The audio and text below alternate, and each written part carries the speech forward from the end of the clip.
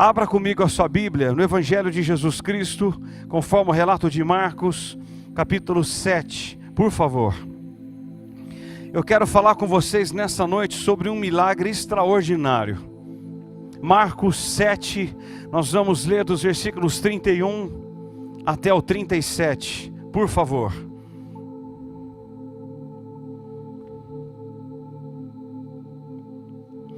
Essa semana foi um quanto desafiador para mim escrever esse texto, porque não estava escrito e eu não sabia o que pregar, não sabia.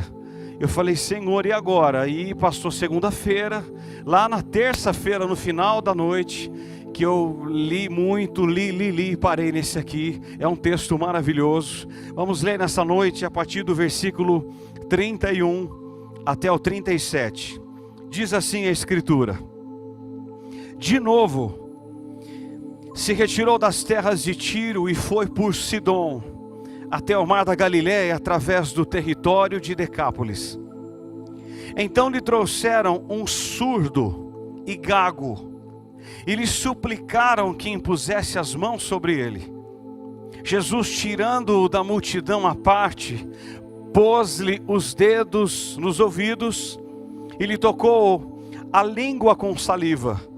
Depois, erguendo os olhos ao céu, suspirou e disse: Efatá, que quer dizer, abre-te.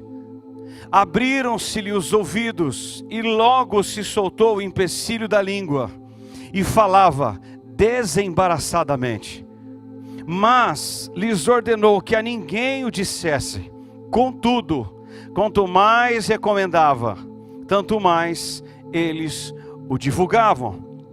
Maravilhavam-se sobremaneira e dizendo: tudo ele tem feito esplendidamente bem. Não somente faz ouvir os surdos, como falar os mudos.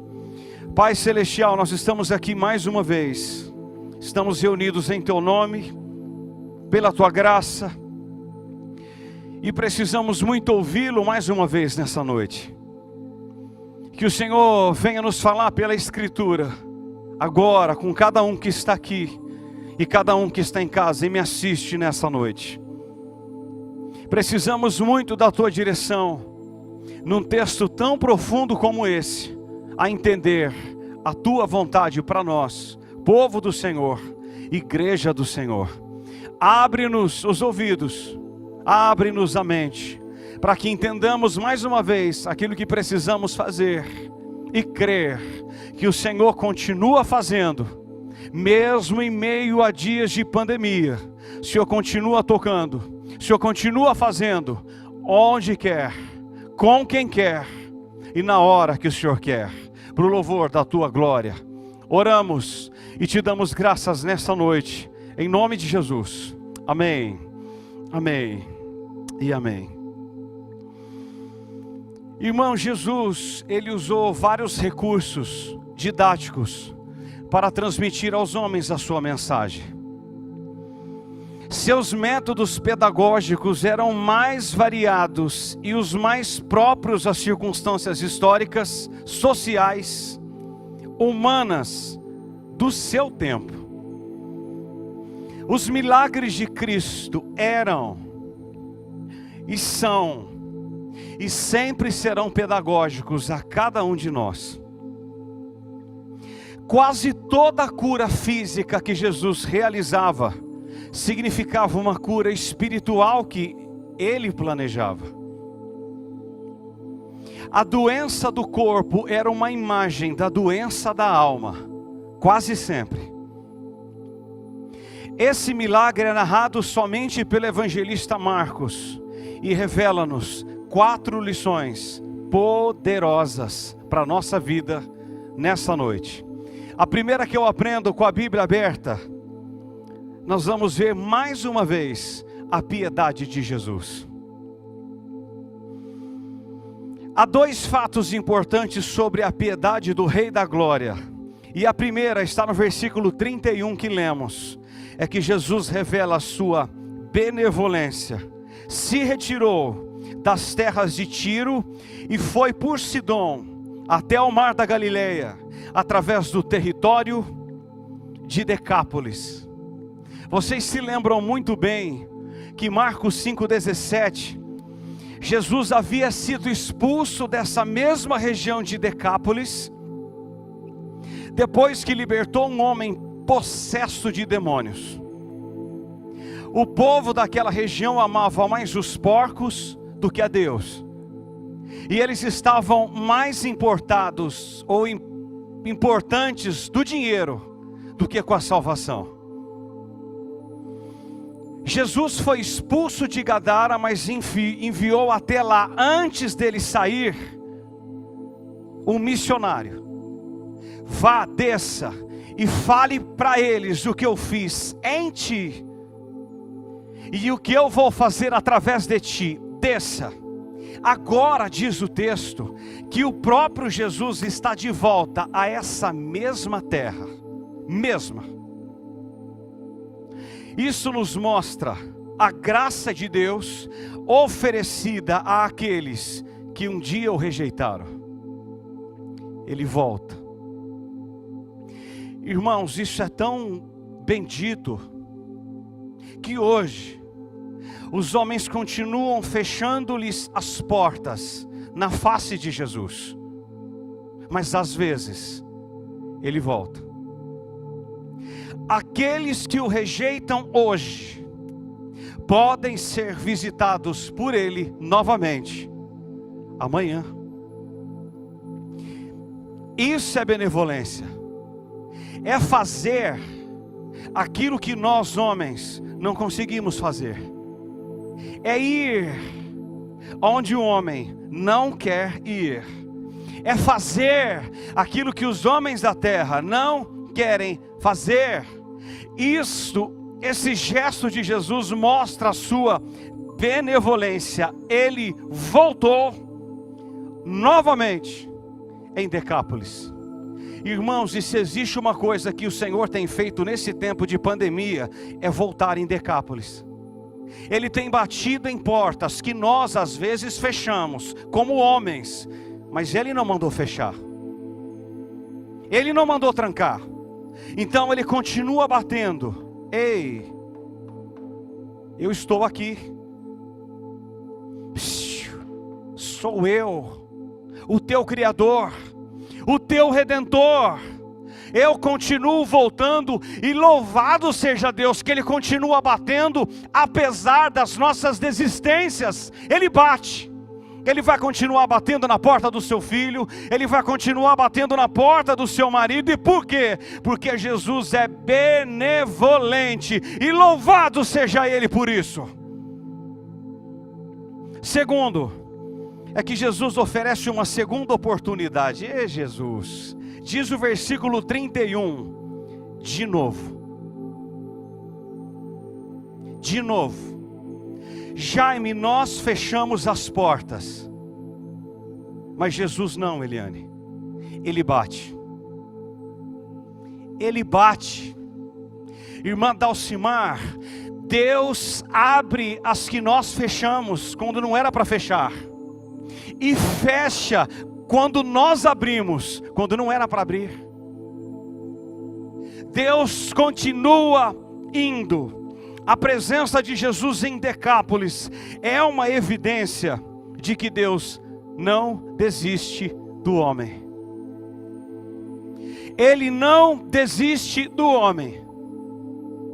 Jesus oferece mais uma oportunidade em Decápolis, e Ele continua passando em lugares, Ele continua entrando em becos, Ele continua batendo em portas, Ele continua chamando pessoas que às vezes as desprezamos, as julgamos. Ele bate, Ele continua salvando. Se existe algo que tem acontecido também na pandemia, é salvação.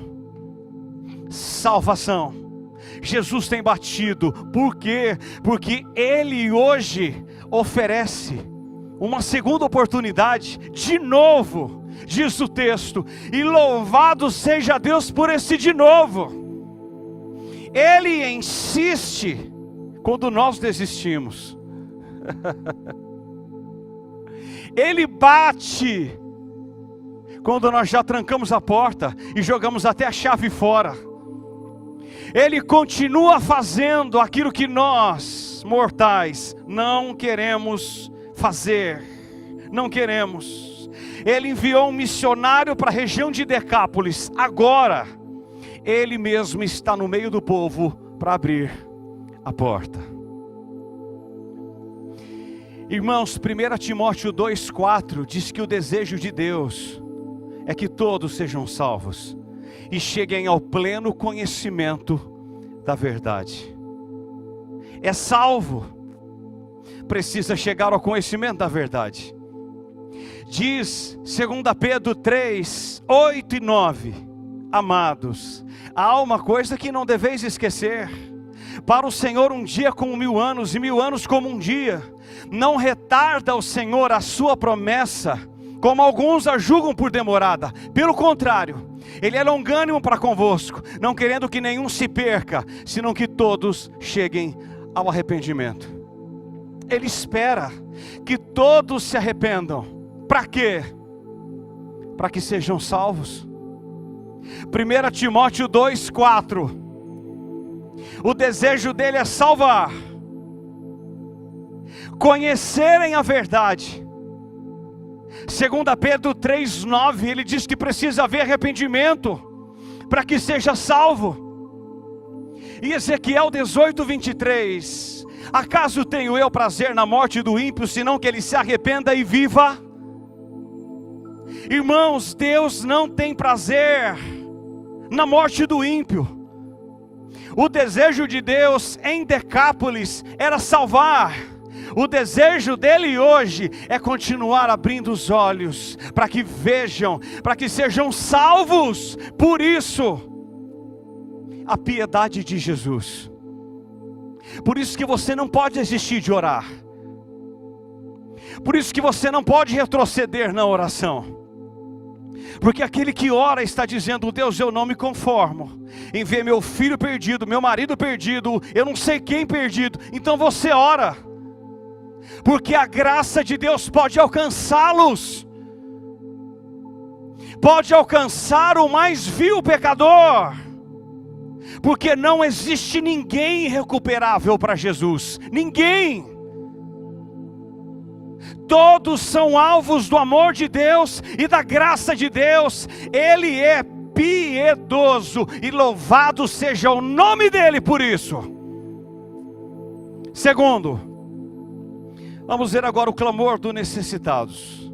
A gente sai da piedade do grande para o clamor dos pequenos.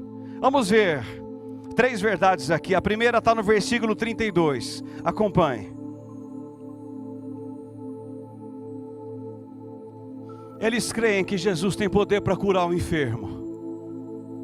Olha o 32. Então lhe trouxeram um surdo e gago, e lhe suplicaram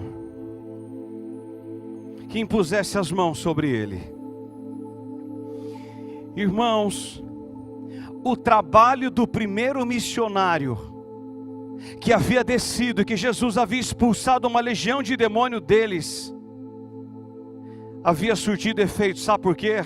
Porque o povo de Decápolis cria que Jesus poderia curar esse enfermo. Desce, impõe as mãos sobre ele. A recuperação da audição era um sinal da era messiânica, porque Isaías 35:5, o profeta já havia dito: então se abrirão os olhos do cego,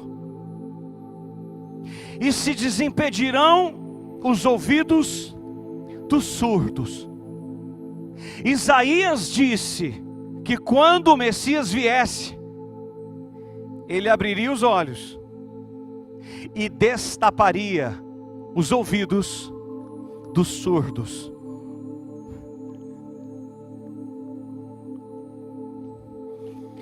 Não há súplica eficaz sem confiança em Jesus. Eu vou repetir. Não há súplica eficaz se eu não crer.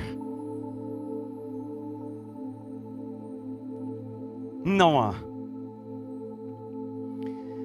Eu preciso crer para que Jesus continue operando sinais e maravilhas, para que esses sinais sejam feitos no meio do povo, e eles criam dessa forma: Senhor, se tu quiseres, o Senhor pode curá-lo, e nós cremos. Você crê? Você crê que Ele pode mudar a tua vida hoje?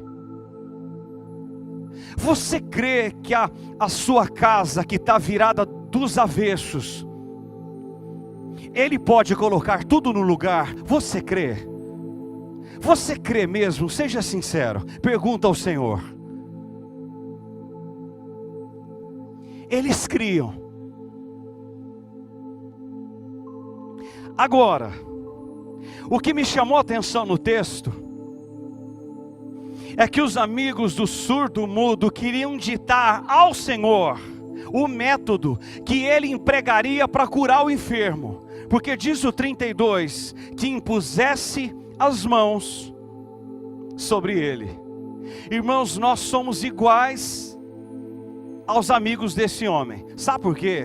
Porque às vezes nas nossas orações, nós queremos impor ao Senhor como fazer e quando fazer. Não é assim? Senhor, eu oro para que o Senhor toque o meu marido tal hora em tal lugar. Já fez essa oração? Nós somos iguais. O Senhor pode descer, virar a primeira esquerda e entrar na segunda porta. O Senhor pode bater e curar o meu marido.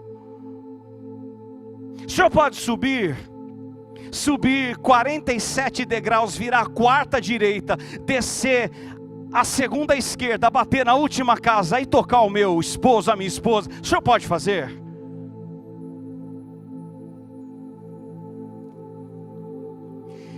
Irmãos, nós não podemos determinar para Deus o que fazer e nem como fazer. Nós incorremos nesse erro até hoje à noite. Ao tratar com as pessoas, Jesus escolhia os seus próprios métodos. Foi assim em toda a Bíblia, e será assim até o nosso coração parar de bater. Diz 2 Reis 5, a partir do verso 10, que Neemias contraiu uma lepra, orgulho, soberba.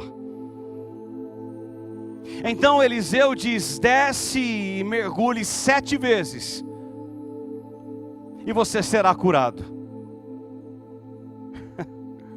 Naamã ficou revoltado, mas muito transtornado, e disse assim: bastava um toque eu seria curado. Era só fazer tal coisa e tudo mudaria. Às vezes falamos isso para Jesus, não falamos? Senhor, por que o Senhor não fez de tal forma? Por que o Senhor não reagiu de tal jeito? Por quê? E nós queremos determinar aquele que está sentado num alto e sublime trono, fazer na hora que queremos, do jeito que queremos. E eu tenho uma notícia para te dar: não será feito assim. Marcos 8, nos versículos 23 e 24, Jesus aplicou saliva nos olhos do cego, impôs as mãos sobre ele e perguntou: vês alguma coisa? Ele perguntou: eu vejo homens como árvores. Por que que Jesus não curou da primeira vez? Quando a nossa visão está confusa, precisamos de um segundo toque, até o dia de hoje. Às vezes a nossa visão fica deturpada, embaçada. Precisamos de um segundo toque do Criador para abrir os olhos, porque estamos indo para o local errado, e é para cá. Ele precisa nos tocar de novo, para que os nossos olhos sejam abertos. Entenderam? Vocês estão aqui comigo nessa noite? Às vezes Ele precisa tocar, porque estamos vendo embaçado. Precisamos ser tocados de novo. Há alguns dias atrás eu preguei esse texto. João 4, 49 e 50. Um oficial do rei Herodes, seu filho estava enfermo em casa.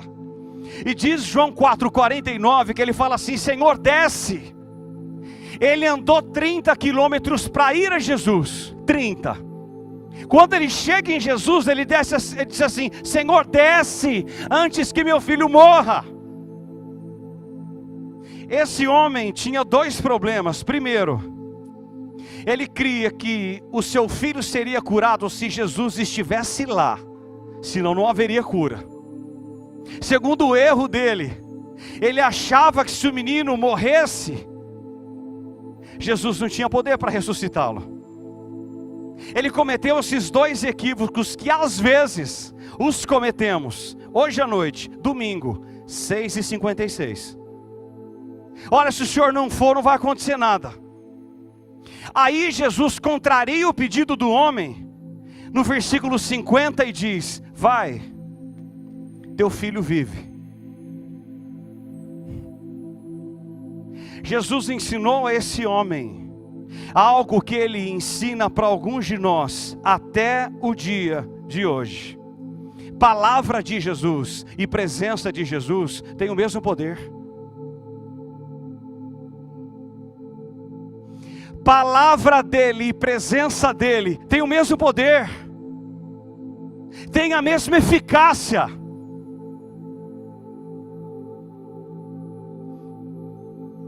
Irmãos, basta um olhar, um sinal ou uma palavra e o milagre acontece. Eu dizia isso na oração pela Rúbia na quinta-feira. Basta uma palavra e tudo muda. Basta um olhar de Jesus para a tua situação, tudo muda. Tudo. Sabe o que é tudo? Tudo muda. O mar revolto se acalma. A sua casa, num momento terrível de dor, basta uma palavra dele e tudo muda.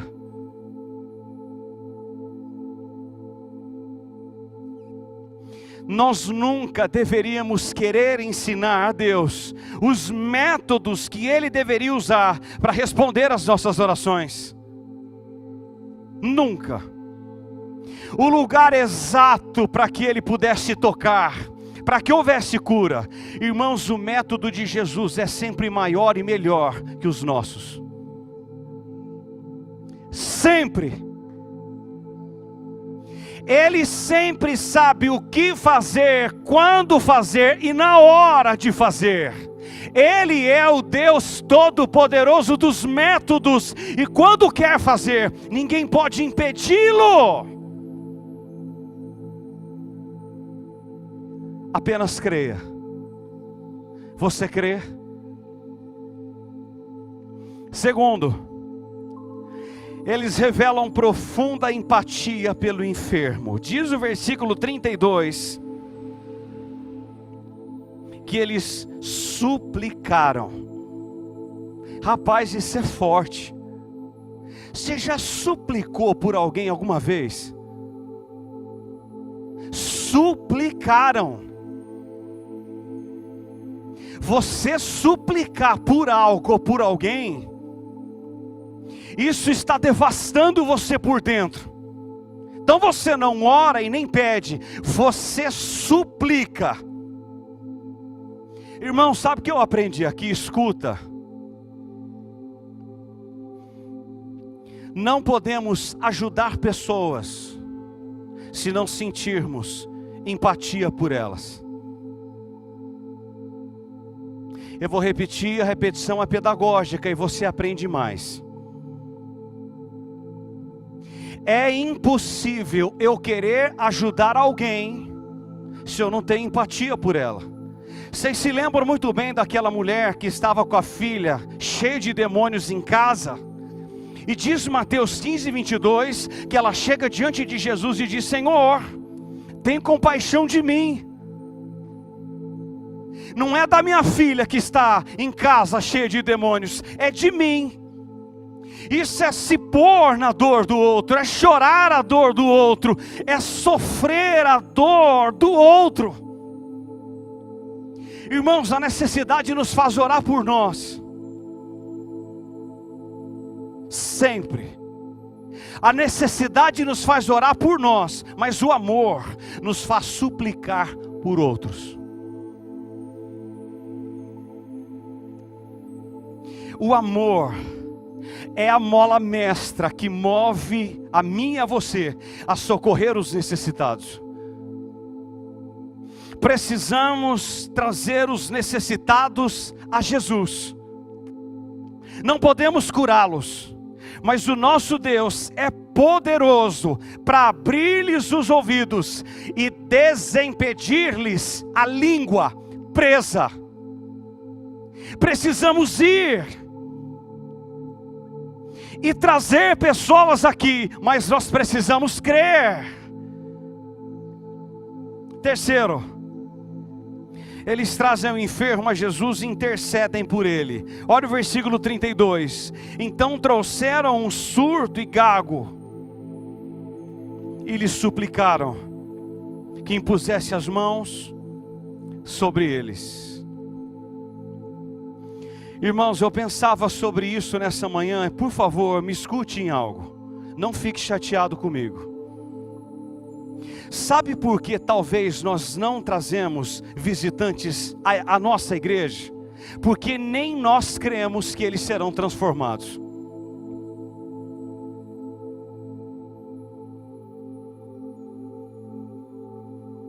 Eu não vou levar. A minha vida não muda, imagina deles. Já fez essa pergunta alguma vez? Eu não dou testemunho para ninguém, como é que eu vou levar alguém para a igreja? Já fez essa colocação esse ano alguma vez? Por que nós não chamamos ninguém do trabalho? Por que nós não chamamos ninguém do nosso convívio social? Por que a estar aqui? Você crê?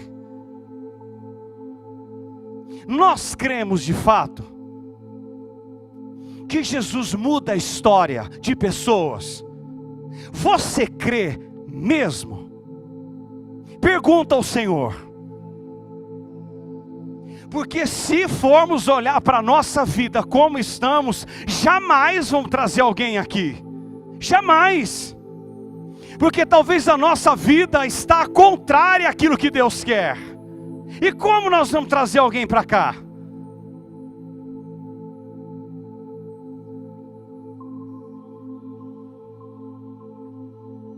Durma com esse barulho. É com esse. Por que as nossas igrejas não crescem? Porque não cremos. Irmãos, não cremos.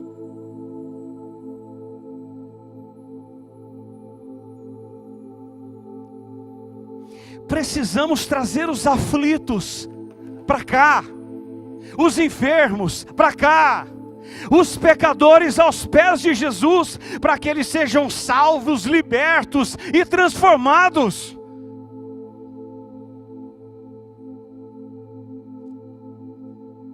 Marcos 2, 4.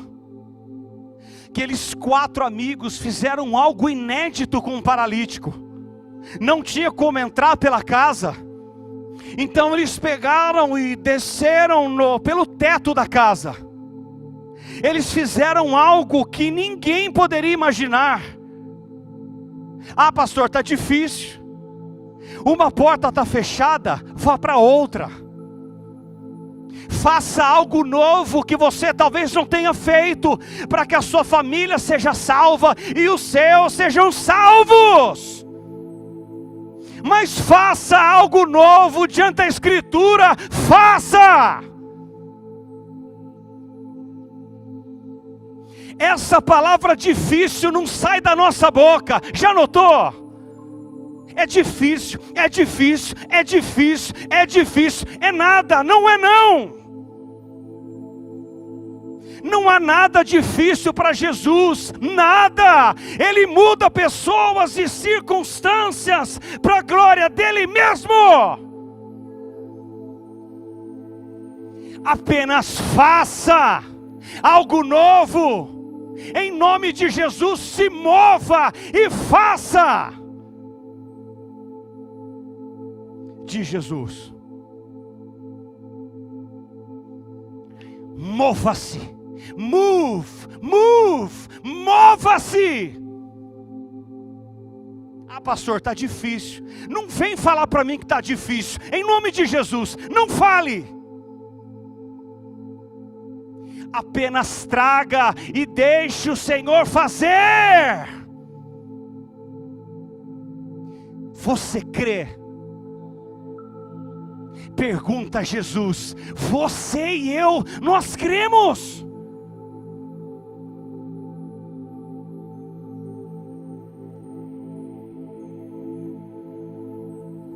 Terceiro, vamos ver agora o método de Jesus. Qual é o método? Podemos sintetizar o método de Jesus em 5 pontos. Primeiro, olha o versículo 33. Jesus realiza esse milagre longe dos holofotes. Jesus tirando-o da multidão à parte.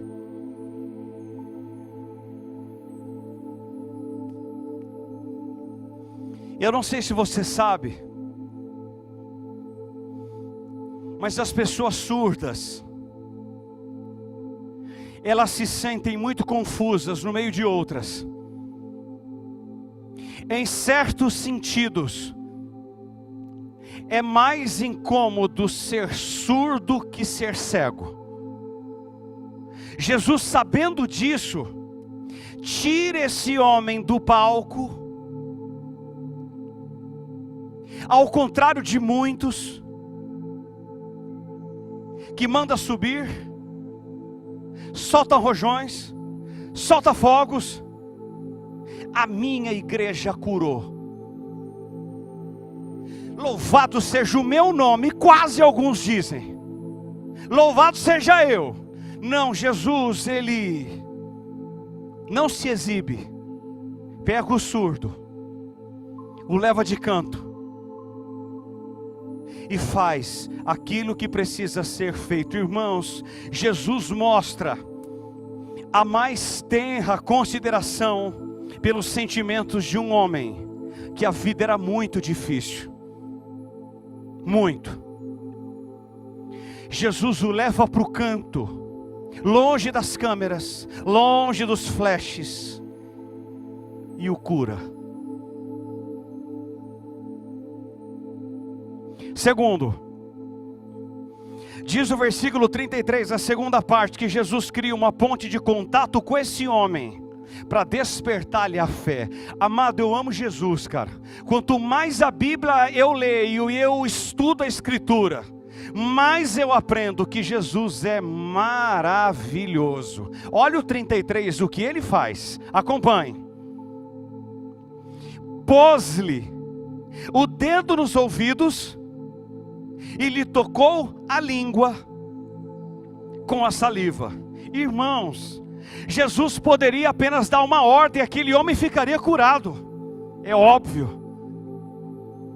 Ele poderia ter feito um sinal no meio da multidão, e se ele quisesse ter se exibido, poderia. Mas Jesus o chama à parte, o toca com as mãos e com a saliva. Por quê? O toque de Jesus é libertador.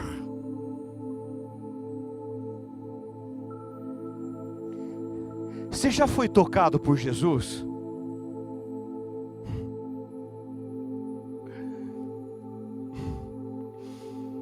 Jesus toca esse homem para despertar-lhe a fé, porque o toque de Jesus é transformador. Marcos 1,41, quebrando todas as regras, ele toca o leproso, E o homem é curado. O puro não ficou impuro. O impuro tornou-se puro. Vocês não entenderam?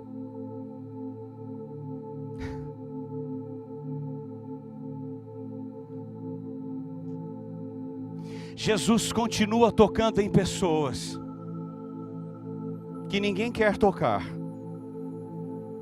e fazendo-as limpas.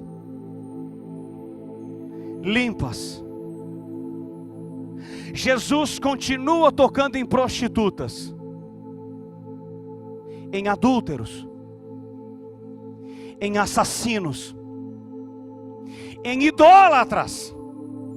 Ele continua tocando pessoas que às vezes não queremos tocar e fazendo do imundo alguém limpo para a glória dele mesmo.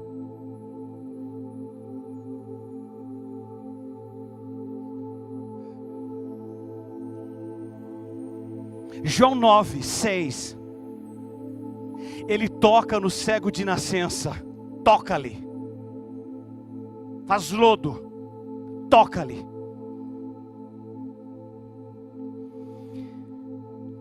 Ele tocou esse homem surdo e mudo. E ele passou a falar e ouvir perfeitamente. Hoje, eu e você precisamos desesperadamente de um toque de Jesus. Hoje à noite. Se existe algo que nós precisamos hoje à noite, é de um toque, é de um abraço de Jesus. Toda carência é suprida em Cristo Jesus. Toda.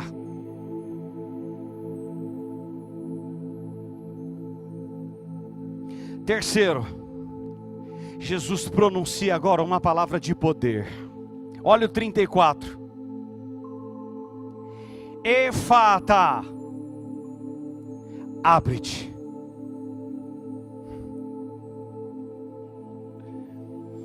Antes de pronunciar a palavra de cura, diz o versículo 34 que Jesus dá um profundo suspiro. Compaixão.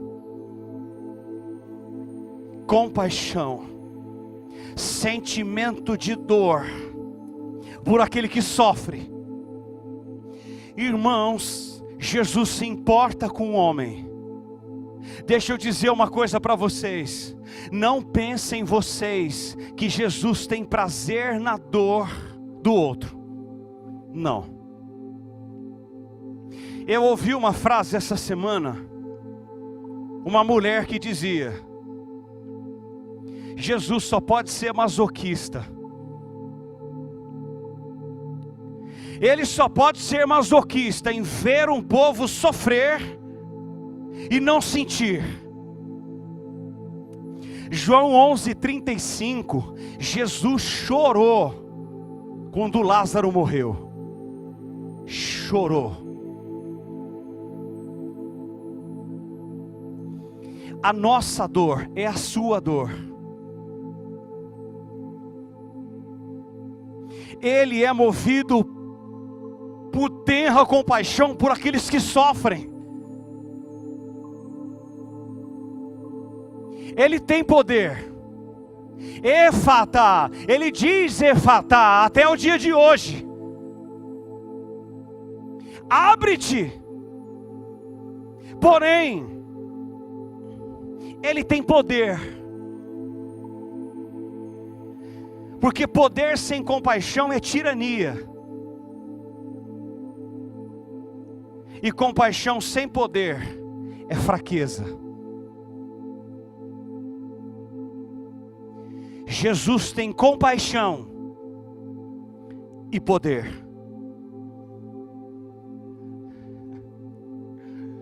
Irmãos, se existe algo que tem acontecido hoje em plena pandemia, é Efata. Efata. Jesus continua abrindo os olhos o ventre, a prisão, o coração, a fé. Ele continua abrindo os céus, e Ele continua abrindo sepulcros e ressuscitando pessoas que estão mortas. Mesmo no meio dessa dor, o Filho de Deus tem dito: Efata, abre-se-lhe os olhos, o coração, abre-se.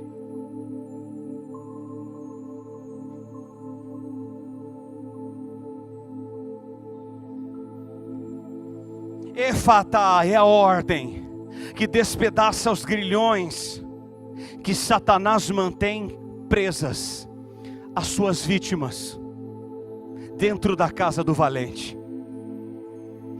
Efata. Ele continua abrindo. Irmãos, como eu creio nisso. Hoje à noite do trono Ele diz: Efata, abre-se. Quarto, diz o versículo 35 que Jesus cura o enfermo imediata e completamente. Abriram-se-lhe os ouvidos, e logo se lhe soltou o empecilho da língua, e falava desembaraçadamente. O texto diz logo, passou a ouvir e falar desembaraçadamente. Irmãos, quando Jesus faz, é imediato e é completo. Ele faz. Ele faz. E não é propaganda enganosa. Ele faz. Você crê nisso? Ô Fábio, você crê nisso?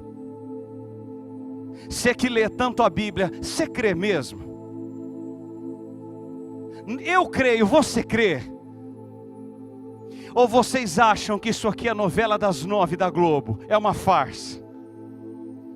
Irmãos, nós precisamos crer.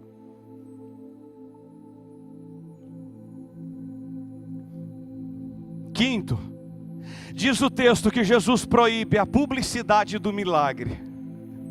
Ele diz assim no 36. Mas lhe ordenou que a ninguém o dissesse. Contudo, quanto mais recomendava, tanto mais eles o divulgavam.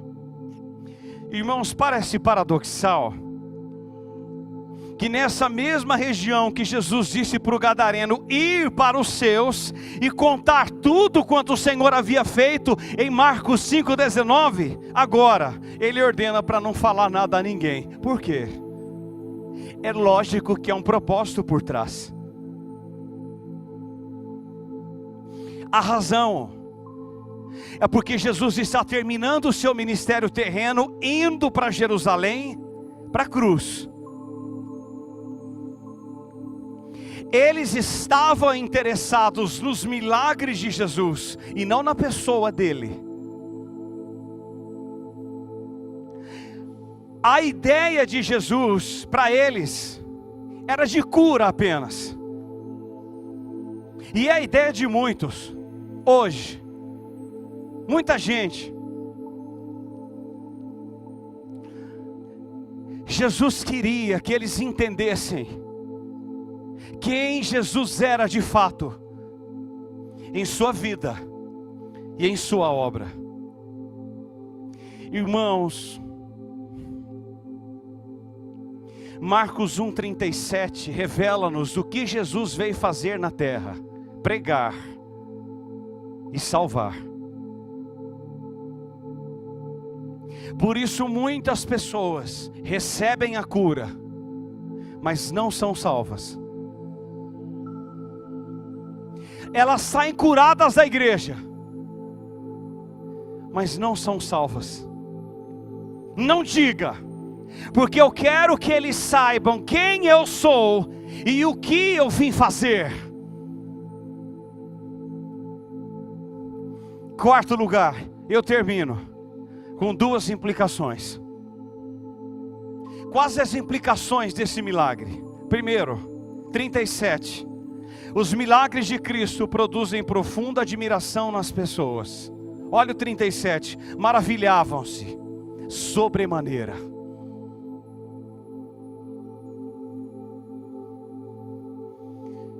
Irmãos, onde o poder de Cristo se manifesta, os corações sensíveis desabrocham em regozijo e admiração. Sabe o que vai acontecer na família da senhora, irmã Dalcimar? Salvação.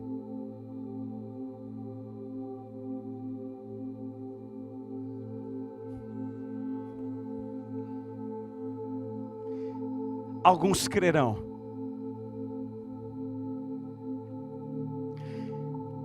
Hoje, Jesus continua fazendo coisas que nós ficamos maravilhados, sobremaneira. Sobremaneira.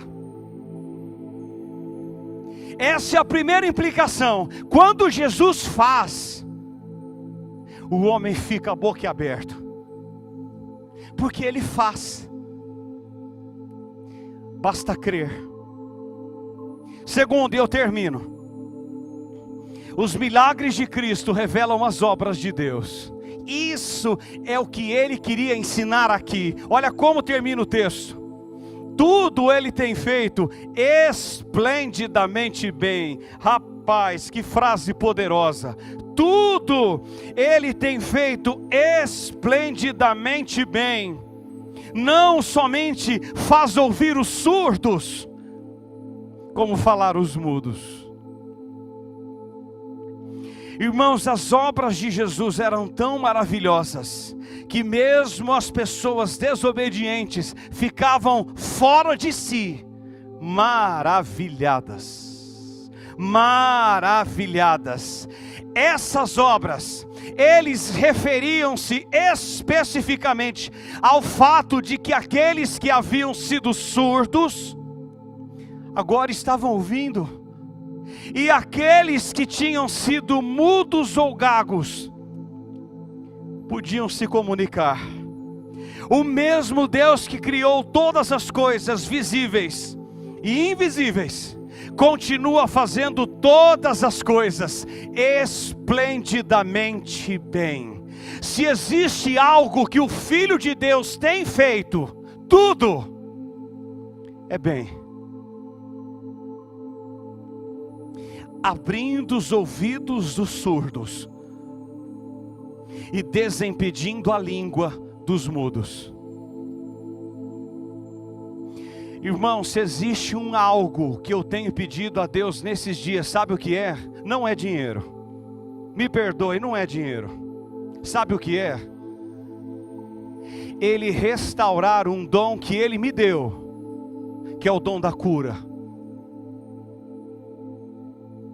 Anderson, orei por pessoas em Campinas, elas foram curadas imediatamente, totalmente. Porém, a racionalidade, me perdoem a palavra do tolo aqui, achava que a palavra bastava. O Senhor usou uma irmã de uma igreja que eu fui pregar uma vez em Campinas, quase antes de vir para cá. Ela falou assim para mim: quem mandou você parar de orar por cura? Quem disse para você que apenas a palavra basta? Quem disse?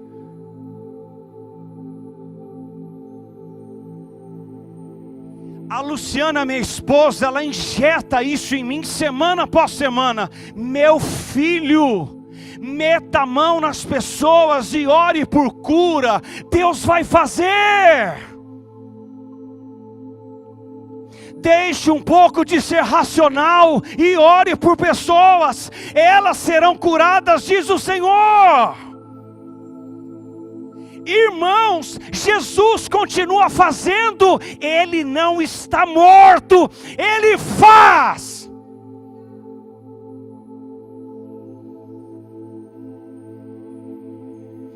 Ore, eu vou fazer, diz o Senhor. palavra bonitinha, e se está 50 versículos de cor, tá bom, mas meta a mão neles, eu vou curar.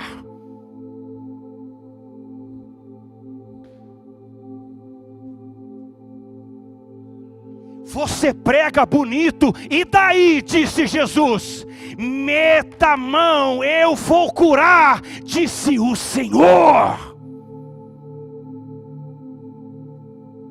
Chega de palavra bonitinha, a cura para a igreja, cura.